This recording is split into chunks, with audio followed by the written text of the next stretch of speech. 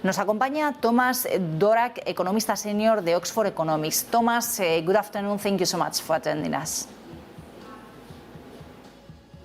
Good afternoon. Thank you for having me. So the annual inflation rate in the eurozone remained at 7.4% in April, the same level recorded in March and still at its highest level. Half of the price increase in the eurozone was due to the higher energy prices. Do you maintain your forecast that inflation will fall significantly next year? Yes, we believe so. I mean, it is really a tale of two halves here. We'll have to suffer slightly higher inflation, which is already very high this year. But the upshot of that is we think, particularly mentioned energy prices, also food prices, those are the two main factors pushing prices up this year. We think they will fall down significantly next year. They'll still remain at high levels, but for inflation rates, that should translate into what we see as inflation, both headline and core, falling below 2% overall next year. Today and yesterday, we're hearing some members of the European Central Bank, Netherlands Bank Governor Klaas Knot becomes the first banker to call for a 50 basis point hike at the next meeting on July if the inflation outlook worsens in the Eurozone. Do you see this as possible?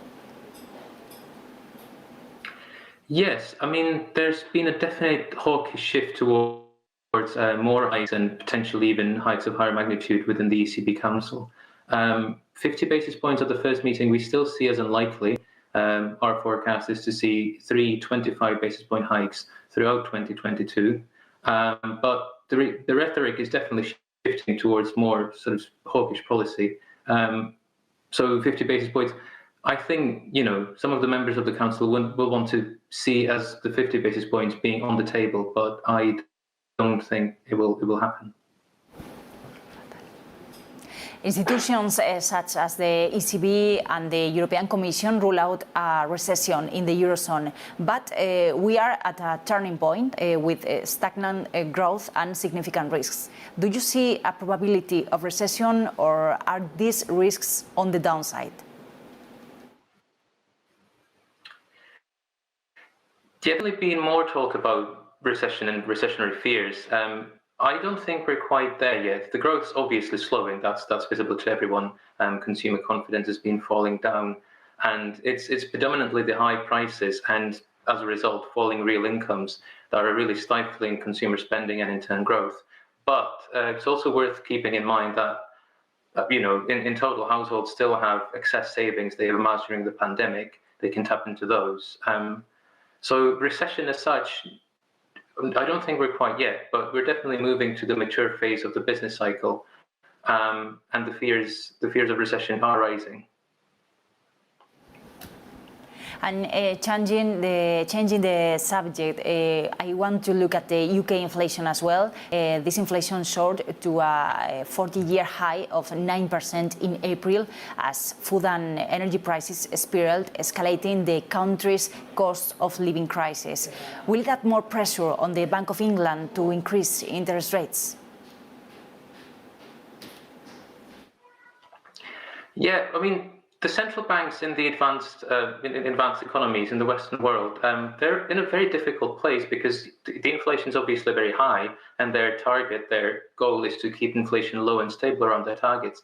At the same time, there's, you know, a lot of the inflation factors they have no control over. They can do very little about global energy prices. They can do very little about lockdowns in China exacerbating supply chain problems. They can do very little about the war in Ukraine, which is pushing up commodity prices. So it's a tricky line to navigate, especially if the economy is slowing, the demand economy is slowing.